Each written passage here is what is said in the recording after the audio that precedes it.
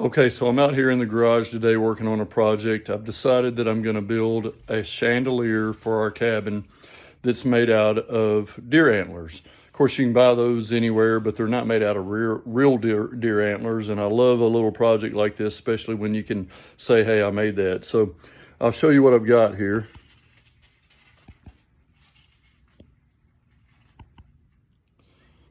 So here's my deer antlers. And what I started with was this piece right here, which is like a connection to a bar. Let me just show you the bar. It's a 3/4 inch pipe. It's made out of metal. Just screws right on the end right there. And a buddy of mine, Al, and his lovely wife, Christy, gave me these pieces when I told them what I was going to do. So now what I did was they're not big enough for what I'm wanting to do. So just give you an example here. You see, I'm wanting to attach those with the skulls to that, and it's just too darn small. So after a trip to the hardware store, I decided the best thing to do is to improvise. So what I did was I took a piece of 3/4 inch material. This is a laminate, so it's fairly lightweight. Didn't do the best circular cut in the world, but good enough with my jigsaw. And then I went on my router and routed these edges down just to give it a nice polished look on the end. Now what I'm going to do is I'm going to attach this little booger to that, and then I will mount the skulls to this piece of wood. So I'll pick up there here in a moment. All right, so now I'm on the next step, and what I did was I took my centerpiece and painted it black. I just wanted it to kind of disappear and not really be noticeable. And then I went around and drilled one single hole in each skull, and I used, let me see if I can get an angle for you, this little brad tip point here. That way, give me a good lead. It's designed for drilling into steel. And now I'm gonna attach those to it with one single screw. Okay, so I've got them attached now, and here's what it's looking like. And what I did was I used 2-inch deck screws, just a single screw, and then that gives you an idea of what it looks like from the bottom. And the cool thing is I've got this little hole right there on each one of them that I can run electric wire through to get my lights going. So that phase is done. Okay, now it's time for step 2. And what I've done is I've got this little extension piece I'm planning to put on here. And then I'm going to attach some of these guys. I want you to notice the, wait a minute, wrong piece. I want you to notice this cut on here. Notice there's a screw in there. The guy that gave me these had them mounted somewhere, and when he took it out, the screw got bent. And what I did was I took my Dremel tool, this little guy right here, with that little disc on the end, and I was able to cut some excess off of these so that they'll fit on there better. I was also able to cut the screw out of there, the tip anyway. So now this piece is going to fit on there better, and I can tell you it smells exactly like when you go to the dentist and they're drilling on your teeth. It stinks. So there's that. And now I didn't want to make a special trip to the store, so I used some brown paint that I have that's got a red tint to it. It's too red, so what I'm going to do is I'm going to take this black paint that I have here. It's a flat black, and this brown's obviously glossy. It's real shiny. I'm going to take it over here, and I'm going to tone it down a little bit, just like this.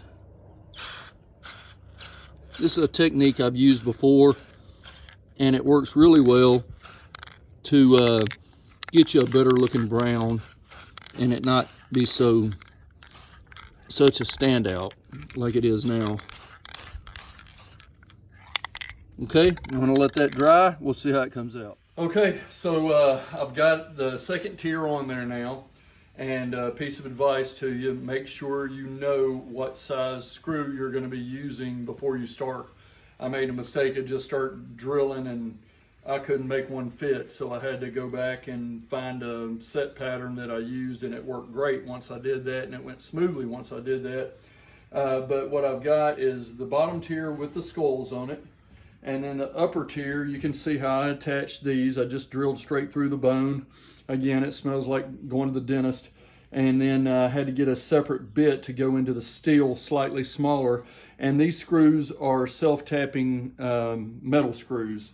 And as I indicated before, I've got little gaps underneath here so we can run electric line out of the bottom hole and then right up in through here if we need to. So the next trick is going to be to figure out how I'm going to light it. And I don't want to use traditional candelabra style lighting.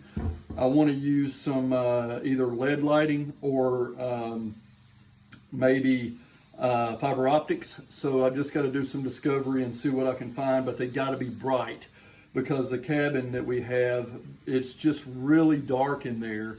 And even though we've got several lamps, we need something that's got some really strong light to it.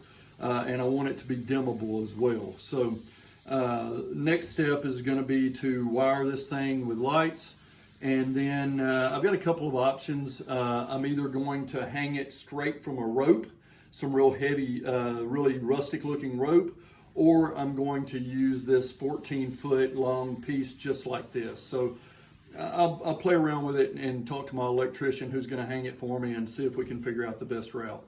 So that's it for today. We're going to go have a bonfire and I'll pick up here next time.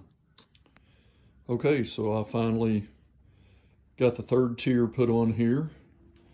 So she's ready for the lights to be attached. And I just ordered some LED lights. I'm going to try to do something unique with these. Instead of using candelabra style lights, I'm going to put LED lights on this thing that are ultra bright. It's going to be a experiment, so we'll see what happens. All right, so I'm out here in the garage and I'm trying to finish up this chandelier. And I've decided I'm going to use some rope like this to hang it from. Just, I figured it'd look really cool. And then I realized that when I screwed these screws in, that they're completely covering the inside of this pipe. So now I have to remove all of these so that I can run the rope through that hole. Big fun. All right, so I took all of them off, ran that beast through there, and that was a little bit of a challenge because it's so tight, but I just kept twisting it, fed it through. So I've got plenty of extra, and gave myself a good long tag end to tie off. So now I got to screw all of them back on, and obviously it's going through the rope, so that'll make it hold really good and tight. All right, finally got all this threaded back through here, and I just wanted to show you this. Put a couple of these wire ties on here just as another precaution. I've got multiple screws that go through the rope, but I want to make sure that it's not going to slide out, so I added an extra precaution. I'm also going to take this tag in, tie it in a couple square knots on the end. Okay, I'm real close to finishing. I have the LED lights on. You can see them there on those strips.